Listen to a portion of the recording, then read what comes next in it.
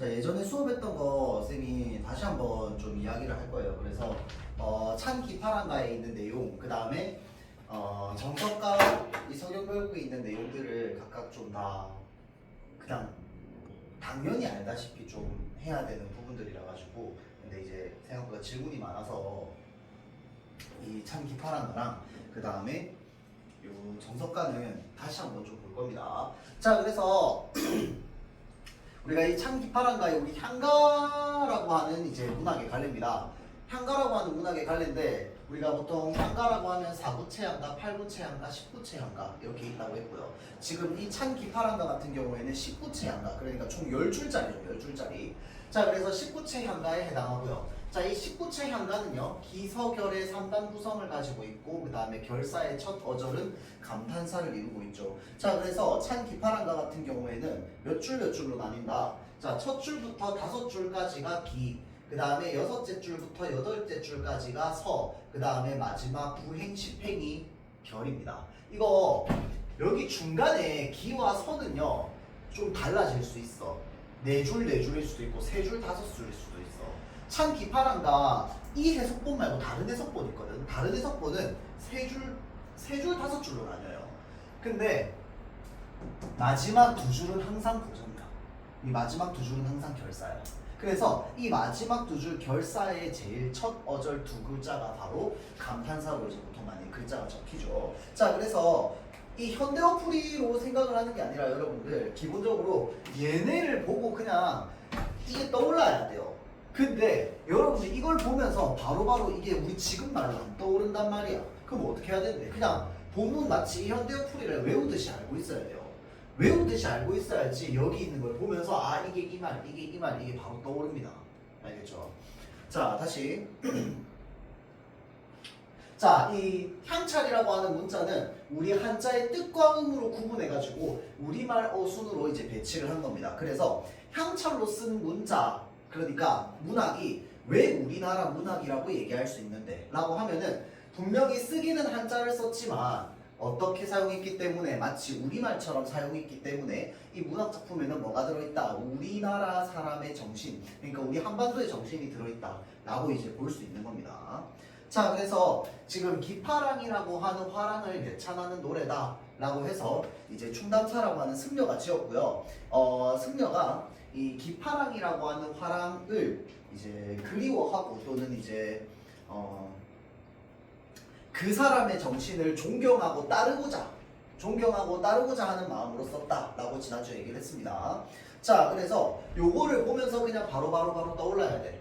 느껴본 바람에 흐느끼며 바라보매 이슬 밝은 다리, 구름 밝힌 다리, 흰구름 쫓아 떠난 언저리에 뭐 이런 식으로 이제 바로바로 이제 떠올라야 된단 말이야. 자, 그래서 지금 흐느끼며 바라본다 라고 하는 것이 지금 왜 흐느끼면서 바라보는데? 대상이 그리워서 그래. 왜냐면 이 기파랑은 이제 죽었기 때문에 두 번 다시 볼 수 없단 말이야.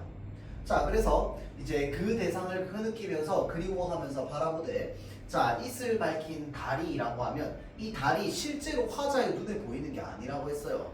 이제 화자가 떠올릴 때, 생각할 때 기파랑이라고 하는 사람이 어땠지? 라고 생각하면은 마치 이 이슬 밝힌 달 같다고 생각을 하는 거야. 그러면 왜 이슬 밝힌 달 같다고 생각을 하는데? 자, 이 달은요, 우리가 우러러봐야 되는 대상이란 말이야. 그런 것처럼 이제 기파랑 역시 우리에게 있어서 우러러봐야 되는 또는 존경해야 되는 사람이다 라는 의미로 이제 사용한다고 했죠. 자, 다음 흰구름 따라 떠간 언저리에 모래가 가른 물가에, 이 모래 가른 물가도 마찬가지로 기파랑의 성품이나 이런 것들을 상징합니다. 기파랑이 어떤 되게 맑고 깨끗한 성품 있죠. 왜냐면 모래 가른 물가, 그러니까 모래가 아주 맑게 있는 물가를 말하는 거거든. 자, 그래서 이 맑은 물가에 기파랑의 모습과 같은 수풀이 있는 거야. 자, 그래서 기파랑의 모습과 같은 수풀이라고 할 때, 자, 달은 우리가 우러러봐야 되는 대상, 수풀은 사계절 내내 푸른 대상. 그래서 이 기파랑의 성품이 아주 고매하고 고결하고 순수하다. 뭐 물가도 마찬가지고. 근데 이제 달과 수풀이 이제 메인이야. 그래서 뒤로 이제 넘어가 보면 달, 물가, 수풀마다 이제 의미가 좀 있죠. 자, 그래서 달이라고 하는 건 우리가 어떻게 봐야 되는 대상? 우러러 봐야 되는 대상. 자, 다음 물가는요 아주 맑고 깨끗한 인품. 그 다음에 수풀도 마찬가지로 맑고 깨끗한 거고요. 또 다른 해석 같은 경우에는 이 수풀을 뭐라고 생각하냐면 사계절 내내 푸른 수풀이라고 생각을 하거든. 그래서 이제 이 기파랑의 어떤 지조나 절개까지도 얘기하는 해석도 있습니다. 그렇죠? 학교에서 혹시 그런 얘기 했나? 이 사계절 내내 푸르다 수풀? 기억 안 나시고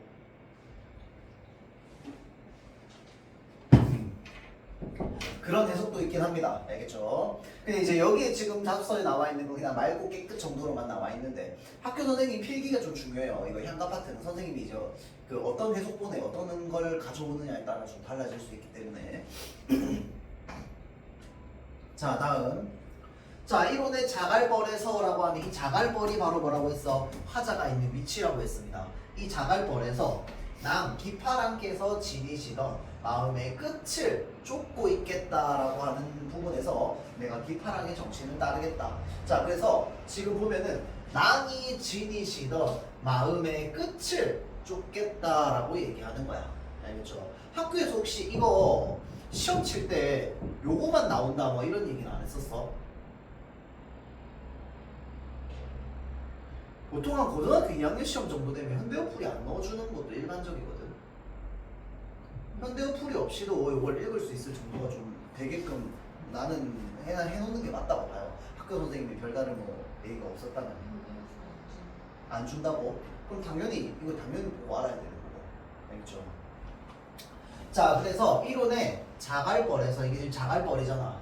그렇죠? 그러니까 보문을 외우듯이 알아야 돼. 알겠죠? 이론의 자갈벌에서 낭이 지니시던 마음의 끝을 쫓고 있구나 라고 얘기하는 거야. 자, 그래서 이 마음의 끝이라고 하는 게 뭐야? 지금 이 화자가 따르고자 하는 기파랑의 정신이잖아. 그렇죠? 자, 그 다음에 자갈벌이라고 할 때 여기가 바로 뭐야? 지금 화자가 있는 곳인 거고 기파랑께서 지니시던 마음의 끝을 쫓아가겠다. 아, 잣나무 가지가 높아서 자, 그래서 잣나무 가지가 높다라는 것도 마찬가지로 어떤 특징, 우러러봐야 되는 특징 중에 하나죠. 자, 그래서 눈도 덮지 못할 꽃가리여 라고 되어 있어요. 자, 그래서 눈도 덮지 못할 꽃가리여 라고 할 때 꽃갈도 마찬가지로 뭐야? 위로 이렇게 솟아있는 우러러봐야 되는 대상이다 라고 이야기를 하는 거고 자, 그래서 이게 이제 무엇을 상징한다? 기파랑의 지조나 절개를 상징한다 라고 이야기를 했어요. 자, 그러면 눈도 덮지 못할 꽃가리여 라고 하는 게 잣나무 가지가 높게 솟아있으니까 눈이 내려도 얘네를 다 덮지 못하는 거야. 그 정도로 높게 솟아있는 지조와 절개라는 거야. 자, 그럼 여기서 말하는 눈이 뭔데? 이 꽃가를 덮어버리려고 하는 것이기 때문에 눈은 시련과 역경을 상징하고요. 그리고 그것을 이겨내는 이제 기파랑의 정신이 바로 꽃갈인 거야. 알겠죠? 자, 그래서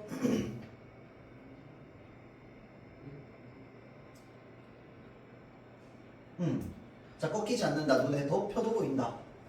그 다음에 잣나무 가지가 높다는 것도 뭔가 변하지 않는 어떤 푸른 잣나무의 가지를 이야기하기도 합니다. 이거는 이제 해석이 어떤 그것에 따라서 좀 달라질 수 있거든요. 자, 그래서 이제 여러 가지 해석이 가능한데 어찌됐건 간에 이 잣나무 가지가 바로 뭐다? 이 기파랑의 어떤 높은 정신이나 이런 것들을 이제 형상화한 단어다라고 하는 걸 좀 알고 있으면 됩니다. 이게 뭔가 100% 여러분들한테 확 와닿지는 않을 거야. 그래서 이게 왜 이렇게 나오고 이렇게 나오고 이거는 외우는 게 훨씬 더 편합니다. 알겠죠? 그냥 외워서 그냥 읽고 OX 가르면서 푸는 거야. 알겠죠? 왜냐면 내가 모르는 해석은 거의 나올 수 없다고 보면 돼요. 지금 내가 해준 설명, 학교에서 해준 필기나 설명 합치면은 그게 그냥 너네가 해결할 수 있는 그 딱 범위의 해석이야. 그 이상에 넘어가는 이상한 문장이 있다. 그것도 그냥 틀린 선지예요. 틀린 선지. 알겠죠? 왜냐면 그 이상의 다른 거나 이런 것들은 여러분들한테 물어볼 수가 없어요. 왜냐면 이거 가지고 여러분들이 더 이상 뭘 생각할 수 있는데.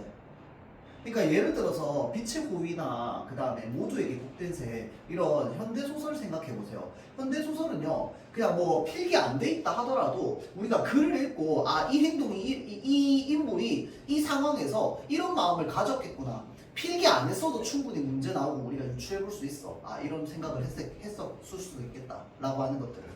이거 불가능이야 불가능. 딱 배운 거 안에서만 나와요. 알겠죠? 자 그래서 고전은요 그냥 외워놓는 게 가장 좋습니다. 알겠죠? 자 다음 350 학교에서 했지?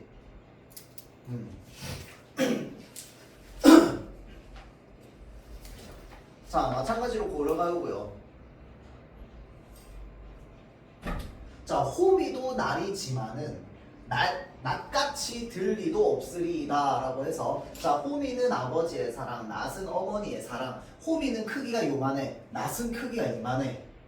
그래서 낫이 훨씬 더 크기가 크단 말이야. 한 번에 뵐 수 있는 것도 더 많고. 그래서 지금 여기서는 뭘 얘기하고 있는 거야? 어머니의 사랑을 얘기하고 있는 거야. 물론 그렇다고 해서 아버지의 사랑을 부정적으로 얘기하고 있는 거야? 그건 아니야. 아버지의 사랑도 있고 어머니의 사랑도 있는데 어머니의 사랑이 더 크다는 걸 얘기하는 겁니다. 알겠죠? 자 그래서 아버님도 어버이시지만은 지금 요 영구다 그쵸? 아무 의미 없는. 자 어머님같이 되실 리 없어라 라고 해서 어머님처럼 사랑해 주실 사람이 또 없다는 거죠. 자 그래서 소니마 어머님같이 사랑할 리 없어라 라고 해서 반복하는데 자 마찬가지로 지금 여기 요 부분이 지금 이거는 19체 향가는 아니야. 이거 고려가요거든 고려가요. 자 그래서 지금 고려가요기 때문에 얘가 이렇게 나누면 호미도 날이지만은 낫같이 들리도 없으니이다 라고 해서 사문보로 끊겨있어. 고려가요의 특징이 사문보잖아. 그렇죠? 자 그래서 사문보의 특징을 좀 가지고 있습니다. 근데 요거 지금 학습활동으로 나와 있는 이유가 뭔데? 향가 신라시대 고려가요 고려시대 시대가 다른데 우리는 같은 땅에서 살았던 민족이잖아. 그래서 문학의 흐름이 점점 이렇게 이어지는 어떤 형태를 가지고 있다 라고 하는 걸 좀 이야기를 하는 겁니다. 그래서 19체 향가의 마지막 낙후의 결사의 첫 어절이 감탄사인 것처럼 요것도 마지막 두 줄의 첫 어절이 지금 어떻게 되어 있어? 감탄사로 구성이 되어 있잖아. 맞죠? 그리고 요것과 비슷한 형태가 어디에서 드러납니까? 시조에서도 드러납니다. 시조도 초장, 중장, 종장 있으면 종장의 첫 음보는 사문절로 고정되어 있죠. 그래서 그게 이제 이 향가의 19체 향가의 그 결사 부분부터 계속 역사적으로 이어온다라고 우리가 일반적으로 보거든. 그래서 그게 이제 한국 문학의 흐름이라고 이야기를 한단 말이야. 그래서 지금 한국 문학적으로 뭔가 이제 이어지고 있는 흐름과 관련되어 있는 것들을 얘기하는 게 바로 요겁니다. 알겠죠? 내용은 사실 어려운 거 없죠. 그냥 어머니에 대한 이제 그리움이야. 자, 그 다음에 요것도 마찬가지야. 초장, 중장, 종장 해가지고 요거 첫음보, 사음절 나오는 거. 이것도 학교에서 했지? 맞죠? 근데 이 작품 사실 되게 어려운 작품이란 말이야. 자, 500년 도읍지를이라고 하면은 자, 지금 요거는 고려의 수도거든. 참, 이거 얘기하기 전에 고려가요는 사문보야.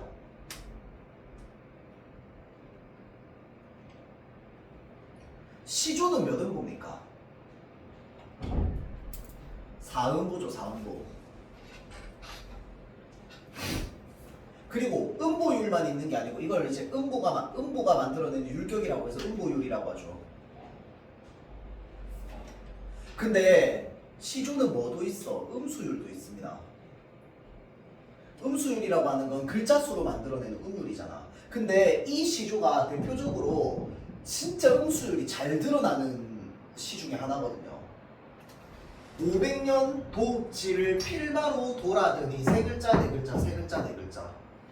산천은 의관대 인걸은 간대 없다 세 글자 네 글자 세 글자 네 글자. 그래서 요런 음수율을 우리가 3, 4조의 음수율이라고 합니다.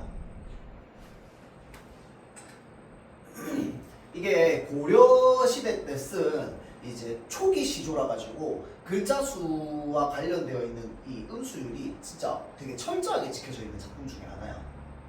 그렇죠? 그래서 이제 그런 운율 형성 요소를 가지고 있다. 자, 다시 500년 도읍지를이라고 하면은 이 500년은 고려를 말합니다. 그래서 고려 역사가 이제 멸망하던 시기인 거야. 이거는 고려가요라면 요거는 이제 고려에서 조선으로 넘어갈 때죠. 자, 그래서 500년 도읍지 이 고려의 수도를 필마로 돌아드니라고 할 때 필마는 한 필의 말이라는 뜻인데 한 필의 말로 돌아든다는 게 무슨 말이냐면 나 혼자서 돌아다닌다 이 말이야. 혼자서. 자, 그러면 혼자서 돌아다닌다라고 해서 외로운 신세라는 건데 왜 외로운 신세냐? 지금 이 500년간의 도읍지였던 개경, 그러니까 고려의 수도가 이제는 다 폐허가 됐거든. 고려가 멸망했기 때문에. 그러고는 이제 조선이 세워졌기 때문에 수도를 어디로 옮겼어? 한양으로 옮겼단 말이야. 서울로 옮겼어요. 자, 그래서 지금 거기 개성을 찾아가는 사람은 나밖에 없는 거야. 아무도 거기 안 찾아가. 왜? 거기 찾아가면 괜히 너 아직도 고려에 미련 있어 이러면서 이제 오해받을 거란 말이야. 근데 이 화자는 어떻게 하는 거야? 자기가 직접 찾아가는 거야. 왜 찾아가는데? 이 사람은 자기가 여전히 고려의 충신이었으면 좋겠다라고 하는 게 좀 남아있기 때문이야. 혼자서 가봤더니 산천은 자연이죠. 자연은 의고 옛날 그대로 있는데 인걸 사람은 그냥 사람은 아니고 굉장히 훌륭한 사람이야. 훌륭한 사람은 훌륭한 인재는 간데 없다는 거죠. 자, 그래서 쌤 지난번에 얘기했죠. 자, 이게 지금 무엇과 무엇을 대비했다. 자연의 무한함과 인간 사이의 유한함을 대비했다고. 산천은 의구 옛날 그대로 있어. 아주 옛날부터 그대로 있단 말이야. 근데 인간사는 100년을 못 가. 사람이 100년을 못 살아. 자연은 옛날 그대로인데 나라를 세웠더니 나라가 1000년을 못 가. 500년 만에 없어져. 자연은 500년 전보다 훨씬 전부터 있었는데 자연은 무한한데 인간사는 유한해. 거기서 느끼는 정서가 뭐라고? 이 허망감이랑 무상감이라고. 무상이 무슨 뜻이라고 했어? 항상 상자에 없을 무자라고 했습니다. 그래서 무상이라고 하면 영원히 있는 게 아니라는 걸 깨달았을 때 느끼는 허망함인 거야. 자, 그래서 야, 500년 동안 이렇게 이어진 나라가 쭉 이렇게 융성하고 있을 때는 고려가 없어질 거라는 걸 아무도 생각을 안 해요. 영원할 것 같거든. 근데 어떻게 해버려? 하루아침에 왕조가 뒤집어져 버려. 정말 허망한 거야. 이럴 때 느끼는 무상감. 자, 봐봐. 여기서 뭐라고 얘기하냐면 꿈이런가 하노라라고 얘기하잖아. 꿈도 비슷해. 우리가 무상감 얘기할 때 꿈 얘기 많이 하거든. 왜 꿈 얘기 많이 하는지 알아요? 야, 그때 그 시절이 진짜 꿈만 같다. 왜 꿈만 같다고 얘기할까요? 지금은 아니기 때문이야. 생각해봐. 꿈은요, 평생 꿔요, 혹시? 꿈을 평생 꾸면 안 돼. 그럼 죽은 거잖아. 꿈은요, 자면서 꾸고 나서 아침 되면 뭐 해야 돼? 깨버려야 돼. 꿈은 영원해, 안 영원해? 안 영원하거든. 매일 아침마다 꿈이 깨진단 말이야. 꿈이 끝난단 말이야. 이해되죠? 자, 그래서 영원하지 못하는 대표주자가 바로 뭔데? 꿈이야, 꿈. 아침에 일어나야 되기 때문에. 그래서 꿈이런가 하노라라고 하면서 무상감, 허망감을 드러내는 겁니다. 알죠? 자, 그래서 어즈버라고 해서 이 어즈버는 감탄사입니다. 그래서 뭐랑 비슷해? 19체 향가의 라고 하는 표현이랑 비슷해. 태평연월이라고 하면 태평연월은 고려의 전성기. 뭐 같다? 정말 꿈 같다. 인생이 참 무상하죠. 왜 인생이 무상한데? 그렇게 지지고 볶고 전쟁하고 싸우고 막 그렇게 나라를 지켜내고자 이 거란의 침입에 맞서가지고 막 팔반대장경을 세우고 온갖 지랄을 다 해도 500년이면 뭐해? 나라가 멸망해버려. 흔적도 안 남아. 너무 허망하단 말이야. 알겠죠? 그래서 그러한 어떤 이제 감정을 좀 담고 있다라고 볼 수 있습니다. 자, 그 다음에 연탄적 어조 쌤이 얘기했죠. 노라, 노다, 구나 이런 표현 나오면 전부 연탄적 어조라고. 그렇죠? 자, 다음 넘어갑시다. 정석가.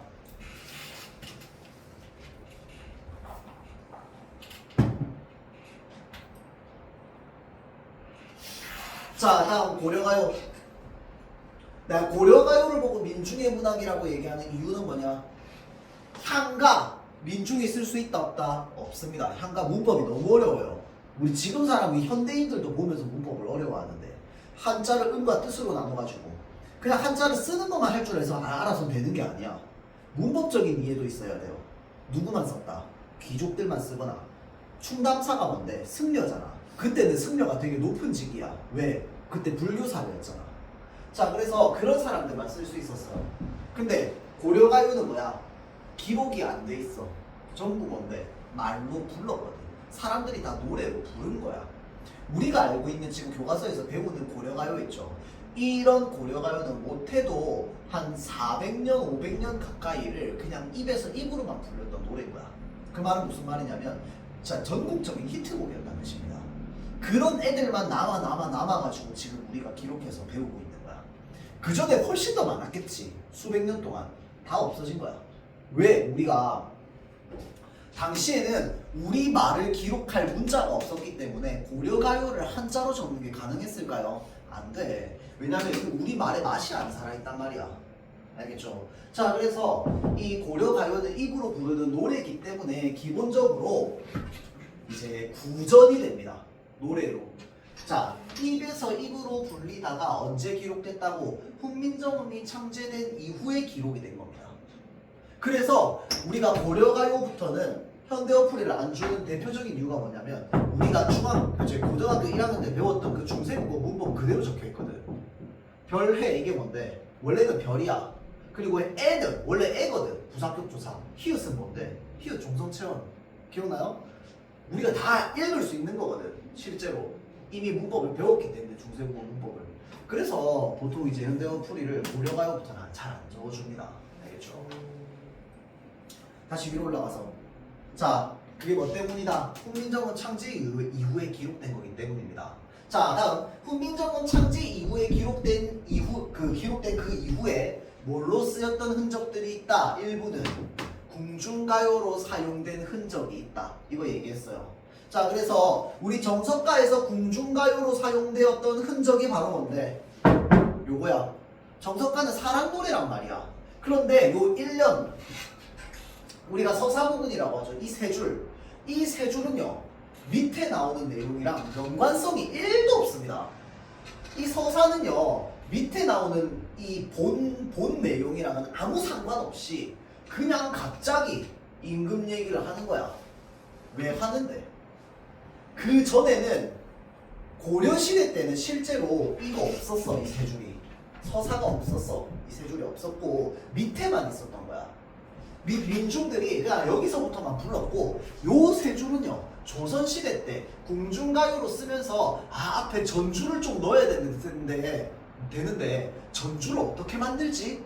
연주를 막 하면서 무슨 가사를 붙이지? 임금 듣기 좋은.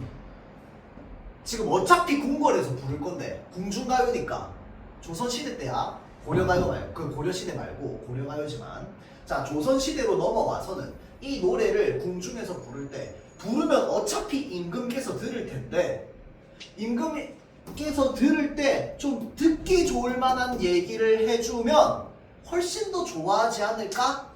라고 하는 마음에서 임금과 관련되어 있는 단어를 넣어서 듣기 좋은 말을 해주는 겁니다. 그래서 그 대표적인 표현이 바로 뭔데? 요거야. 옛 왕들의 태평성대처럼 못 읽고 싶다고. 그 말이 무슨 말인데? 지금 있는 왕의 조상들을 칭찬하는 거잖아. 그때는 내 칭찬보다 내 아버지 칭찬이 더 자랑스러웠던 시절이었죠. 이거 이해돼요? 자, 그렇기 때문에 옛 왕들의 태평성대처럼 못 읽고 싶습니다 라고 하는 식으로 가사를 써가지고 부르면 임금께서 듣기 얼마나 좋아할까? 그러고 나서 밑에 사랑 얘기 쫙 하는 거야.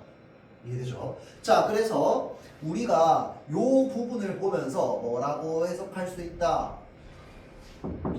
이 노래의 주제랑은 전혀 상관없는 어떤 이제 궁중가요로서의 의식을 거행하는 어떤 이제 이 노래가 부르는 부분이다 라고 하는 것들을 우리가 알 수 있다고 했습니다. 알겠죠? 자, 다음 다시 2번으로 올라가서요.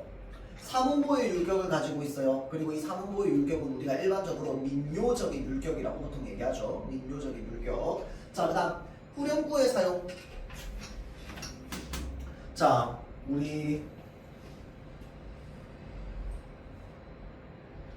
지금 여기 이 시에서는 유덕하신 님을 여의 여자이다라고 해서 지금 요 부분이 후렴구로 사용되고 있습니다. 근데 봐봐, 정석가에서는 요 후렴구가요, 내가 님과 이별하지 않겠다라고 하는 의지를 막 불태우면서 얘기하는 그런 후렴구거든요. 근데 이런 후렴구 잘 없습니다. 보통 고려가요의 후렴구 어떤 거 있냐면요, 위두어령셩 다링디니 얄리얄리얄라셩 얄라리얄라 뭐 이런 거야. 아무 의미 없어요. 그냥 흥을 돋우기 위해서 쓰는 후렴구도 되게 많습니다. 알겠죠? 그런데 정석가는 지금 흥을 돋우기 위한 후렴구가 아니고요, 지금 주제와 연관 있는, 내용과 연관 있는 이 후렴구를 쓰고 있습니다. 심지어 어떤 표현을 통해서? 반어법을 통해서. 유덕하신 님과 이별하겠습니다 라고 하는데 님이랑 이별할 생각 있어 없어? 1도 없어. 그렇죠? 절대 헤어지지 않겠다는 걸 얘기하는 거잖아. 그렇죠? 자, 그래서 이런 후렴구들이 사용된다. 후렴구라고 하면 어떤 걸 후렴구라고 해야 되냐면 각 연마다 똑같은 위치에서 똑같은 표현이 반복적으로 계속 나와야 돼. 하나도 빠짐없이. 그래야 우리가 그걸 보고 후렴구라고 얘기할 수 있습니다. 알겠죠? 자, 그러면 후렴구가 각 연마다 같은 위치에서 계속 반복되기 때문에 만들어줄 수 있는 거. 첫 번째, 운율을 형성한다.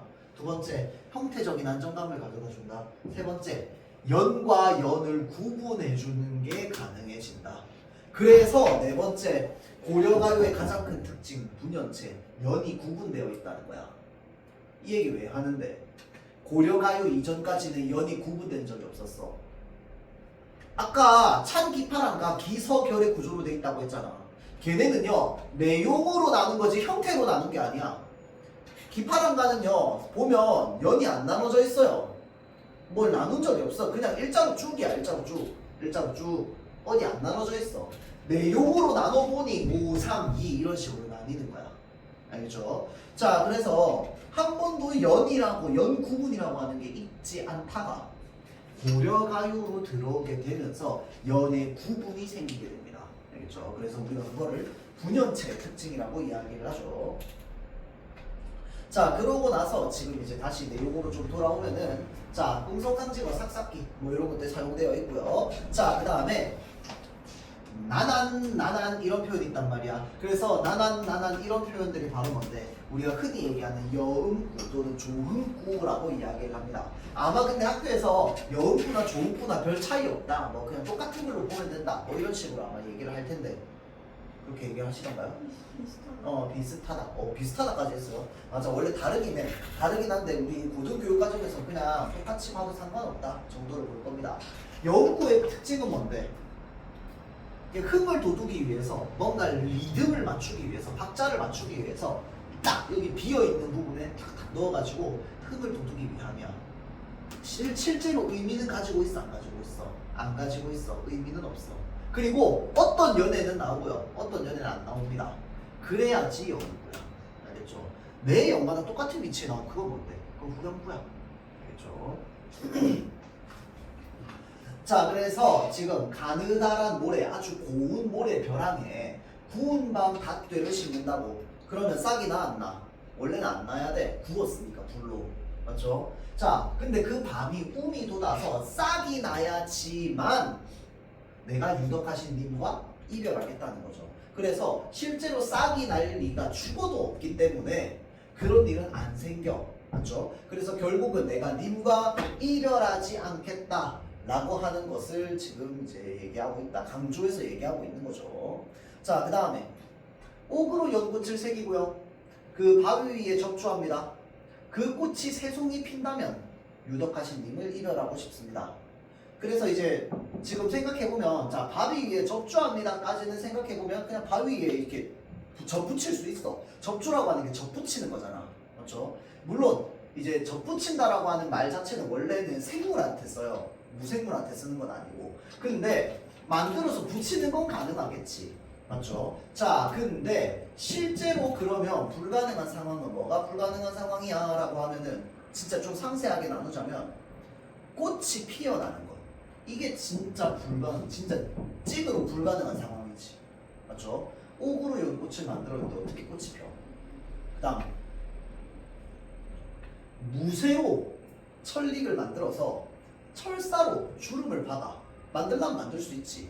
근데 그 옷이 다 헐면 그때 님이랑 헤어지겠다는 거 아니야. 얘가 헐어질 일이 없기 때문에 마찬가지로 불가능한 상황이라는 거죠. 얘네들이. 자, 다음. 자, 무쇠로 큰 소를 만들어서. 자, 그래서 봐봐봐. 지금 불가능한 상황을 통한 과장이라는 말이 있잖아. 과장.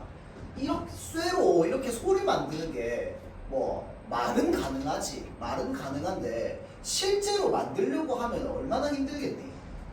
과장에서 얘기하는 거죠. 아까 얘기했던 쇠로 뭐 철사로 주름을 박아서 옷을 만든다. 그 다음에 옥으로 연꽃을 새긴다. 이런 것들도 뭐 만들려면 만들겠지만 굉장히 과장된 표현입니다. 알겠죠? 자, 그래서 자 만들어서 철로 된 산, 철수산, 철로 된 산, 철나무가 있는 산에다가 놓습니다.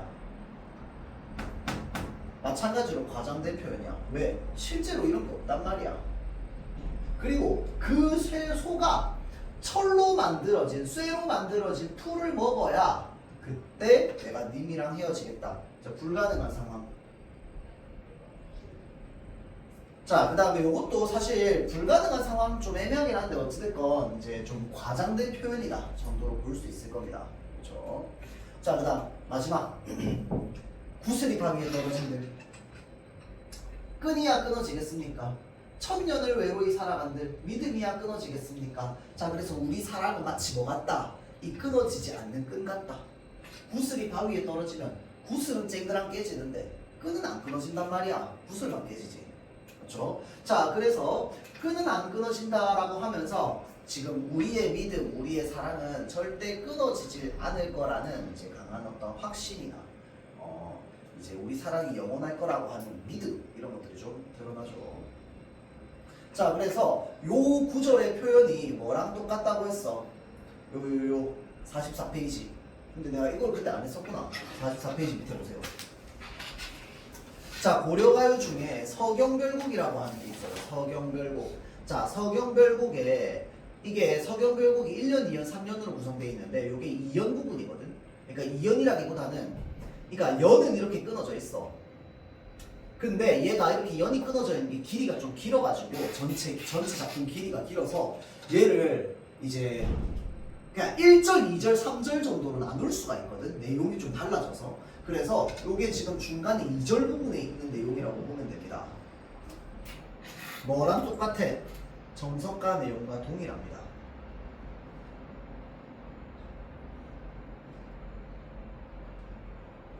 자, 이거 어떻게 읽는 거냐면 구슬이 아질가 구슬이 라고 하면 여기를 이렇게 딱 끊어.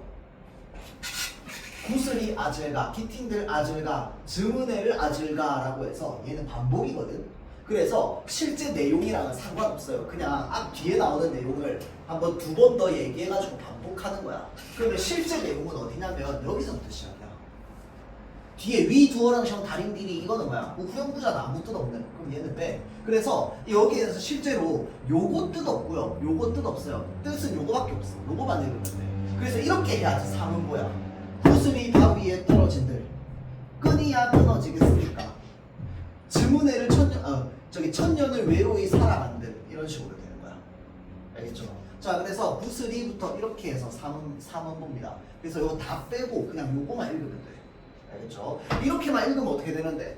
구슬이 바위에 떨어진들 끈이야 끊어지겠습니까? 천년을 외로이 살아간들 믿음이야 끊어지겠습니까? 이렇게 되는 거야. 알겠죠? 결국 내용이 뭐가 똑같아? 자, 정석가랑 똑같아. 자, 그래서 정석가랑 똑같다는 걸 통해 가지고 우리가 뭘 추측해 볼 수 있는데? 뭘 추측해 볼 수 있어?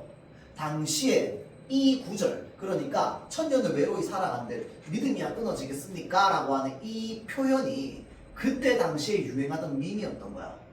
그러니까 사람들이 뭔가 변하지 않는 사랑을 약속하거나 또는 나는 님을 믿어, 난 당신을 믿어라고 하는 표현을 이런 식으로 되게 유행가처럼 많이 얘기했던 거야. 그래서 그게 정석가에도 나오고 서경별곡에도 나오고 다양하게 나오는 거야. 다른 작품에서도. 당시 유행하던 표현이라서. 알겠죠? 자, 그거를 좀 얘기를 하고 있고요. 지금 그 서경별곡은 아마 학교에서 전문을 하진 않았을걸. 맞죠? 전문을 다 하진 않았기 때문에 혹시나 이제 그 문제 같은 거 풀다가 서경별곡 전문 나오면 그냥 뛰어넘으세요. 왜냐면 서경별곡의 전문은 그 내용을 배우고 알아야지만 풀 수 있거든요. 마지막 그 연애 그 3년에서 이제 가지고 있는 그 3절에 가지고 있는 내용 때문에. 근데 일단 요것만 알아두세요. 얘는요 궁중가요로 쓰인 적이 없습니다. 왜 그러냐면 이 주인공이 여자 주인공인데 되게 걸크러쉬거든요. 그래서 야 이거 옛날 시대에 이런 사람이 있었다고? 라고 할 정도로 이제 굉장히 그 좀 적극적인 여성이 좀 드러나요. 조선 시대 때 궁중가요를 썼겠어? 안 썼겠지. 무슨 생각이었겠어? 어디 여자가 이런 식으로 행동을 해? 라고 하면서 아마 조선시대 때는 굉장히 싼스러운 노래라고 생각했을 가능성이 높습니다. 근데 이제 우리 지금 시대로 따지면은 오히려 다른 고려가요보다 이게 굉장히 높은 가치를 가지는 거야. 왜? 여성들의 목소리를 담고 있기 때문에. 알겠죠? 자, 그래서 요거는 궁중가요로 쓰인 적이 없어요. 그게 이제 정석가와의 큰 차이입니다. 정석가는 왜 님에 대한 사랑을 돌려서 얘기하면서 굉장히 그 섬세하게 표현하거든. 근데 이 작품은요 되게 직설적입니다. 네가 나가가지고 저기 딴 여자 만나면 내가 꼭 그 꽃을 갖다가 허리를 꺾어버리겠다 뭐 이런 식의 표현이 나오거든요. 이 질투를 막 엄청 한단 말이야. 그래서 좀 달라. 궁중가요로 쓰인 적이 없어요. 알겠지? 그래서 궁중가요의 흔적은 없고요. 대신에 이제 뭐는 있다. 요거 후렴구는 있다. 근데 후렴구의 차이, 얘는 뭐가 없다, 의미가 없다. 그게 이제 차이점이죠. 그래서 마찬가지로 이것도 그냥 님과의 변함없는 사랑을 노래한다라고 하는 점은 또 공통점입니다.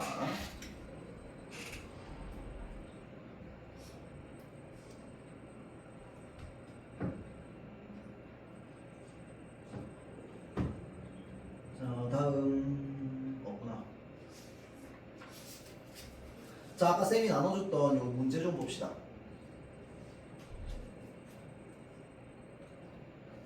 자, 요렇게 우리가 좀 해보면 훨씬 더 문제 풀기가 좀 수월할 겁니다. 자, 그래서 오늘 요거 찬기파란가 쌤이 지난번에 요거 문제를 내줬는데 아마 지난번 거랑 좀 겹칠 거야. 지난번에 나눠줬던 문제 그 뒷부분이랑. 근데 쌤이 한 번 더 가져왔어요. 왜냐면 이제 그냥 여러분들한테 읽고 풀라고 하려고 했더니 너무 좀 제대로 안 될 것 같아서. 그래서 찬기파란과 정석가 그 다음에 해서 유충열전까지 쭉 가져왔는데 오늘 요거 하면서 이제 우리 수업 시간에 읽었던 본문들을 좀 같이 한번 보겠습니다. 자, 그래서 지금 여러분들 학교에서 뭐 죽지란가 안 했지? 세연아, 안 했지? 6번 넘어가. 뭐 죽지란가 물어보는 문제 있으면 다 넘어가. 그렇죠? 왜냐면 이것도 안 배우면 몰라서 그냥 넘어가면 되고 찬 기파란가가 나오는 부분만 읽고 풀면 됩니다.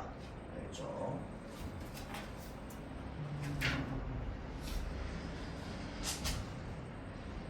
자, 1번부터 해서 앞에서 쭉 한번 풀어보세요. 시간 7분 줄게요. 앞에 순서대로 쭉 풀어봐.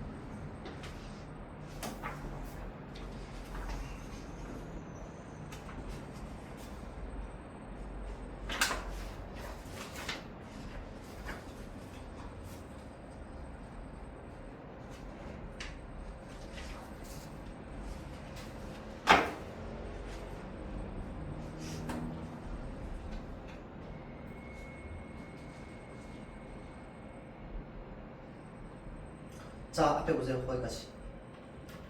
자, 기파랑가 먼저 봅시다. 1번 문제. 사연 몇 번?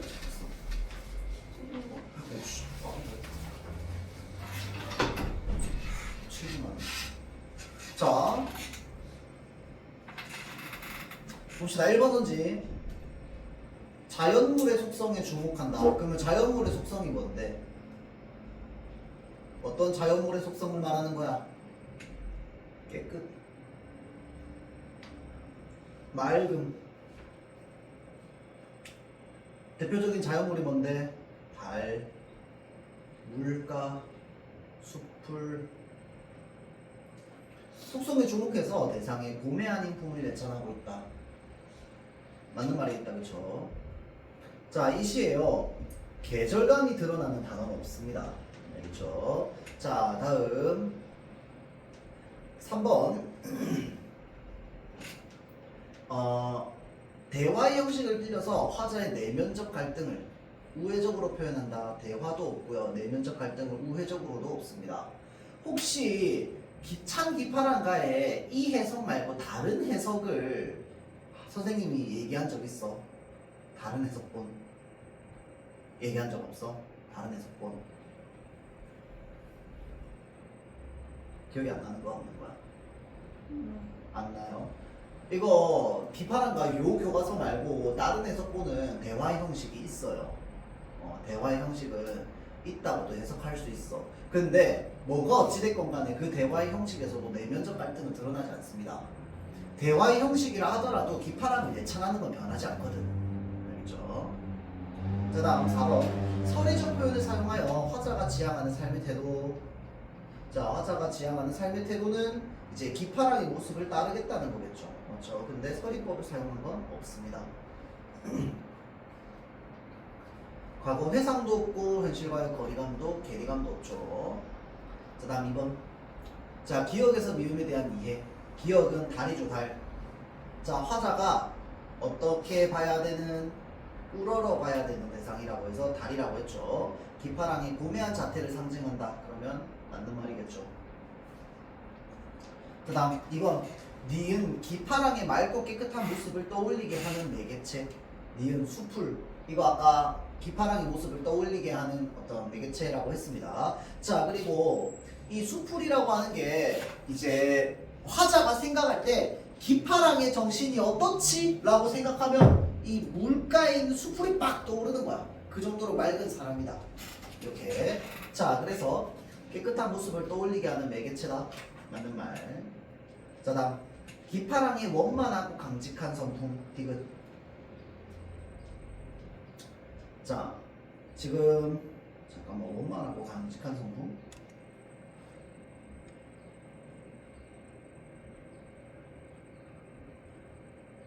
요거는 그래, 이게 여러분들 학교에서 선생님이 뭐라고 했는지가 진짜 중요한데, 혹시 이게 지금 자갈벌이란 말이야. 자갈벌. 자갈의 의미에 대해서 선생님이 학교에서 얘기했어. 자갈. 왜 자갈벌이라고 얘기하는지. 자갈의 속성 때문인데. 있어. 자갈이 어찌됐건 되게 맨들맨들하고 동그랗고 단단한 돌이란 말이야. 그래서 그것도 역시 기파랑의 성품을 상징한다고 볼 수도 있는데, 봐봐. 이거 학교에서 뭐라고 했는지가 너무 중요하다. 자갈의 뜻을 선생님이 얘기를 했어, 안 했어? 안 했어? 넘어가. 몰라도 돼요. 일단 3번 맞는 말이거든. 몰라도 돼. 넘어가. 자, 다음 4번. 눈이 내려도 굴하지 않는 기파랑의 드높은 지조와 절개. 이거 아까 쌤이 얘기했다, 그쵸? 자, 다음 미음. 미음은 눈이죠, 눈. 눈은 뭘 상징한다고 했어? 기파랑에게 오는 시련, 고난을 상징한다고 했죠. 그래서 순수한 세계가 아닙니다. 정답 5번. 자, 다음 3번.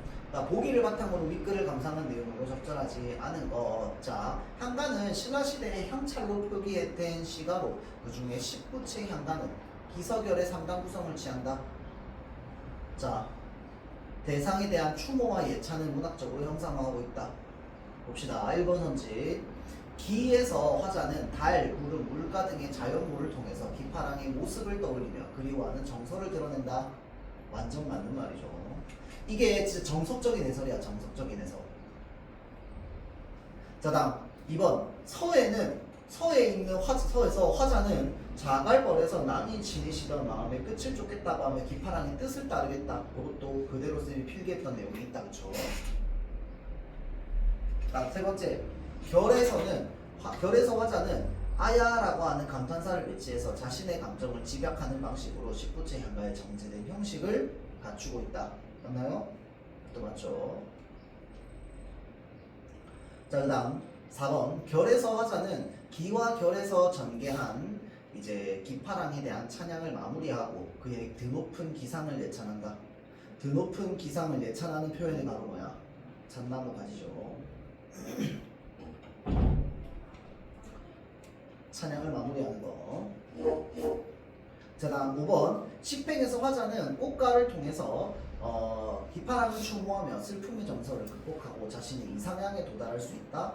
아니다. 그렇죠? 마찬가지로 이것도 꽃갈도 이 그의 드높은 기상을 예찬한다 라고 얘기를 해야 되겠지. 그렇죠?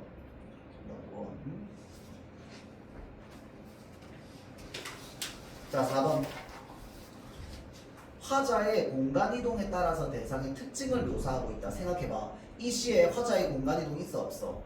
없어요. 화자는 계속 자갈벌이야. 알겠죠? 화자는 계속 자갈벌입니다. 알겠죠? 자, 그래서 공간이동 하지 않습니다. 자, 다음 자연물에 빗대어서 대상의 고결한 품성을 형성하고 있다. 이거 아까 얘기했고요. 자, 다음 3번에 색채어 활용되어 있는가?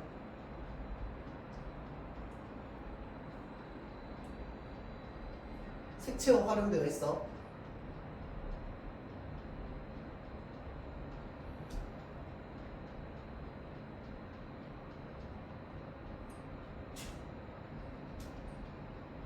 수진아, 돼 있어? 그렇지. 흰 하나밖에 없습니다. 이거 하나 찾아야 돼. 흰 그룹, 흰 색채어죠. 자, 다음 대비되는 시어를 활용하여 대상의 고결한 기상. 대비되는 시어 세우나 있어 없어? 뭔데? 그렇죠. 눈이랑 저기 뭐 고깔이라고 해도 되고, 그렇죠. 또는 잣나무 가지라고 해도 되고. 자, 감탄사 있다. 그렇죠. 정서를 어떻게 나타낸다? 집약적으로 나타낸다. 정서를 집약적으로 나타낸다. 정답은 1번. 자, 여기까지 하고 잠깐 쉬었다가 이게 좀 보도록 할게요.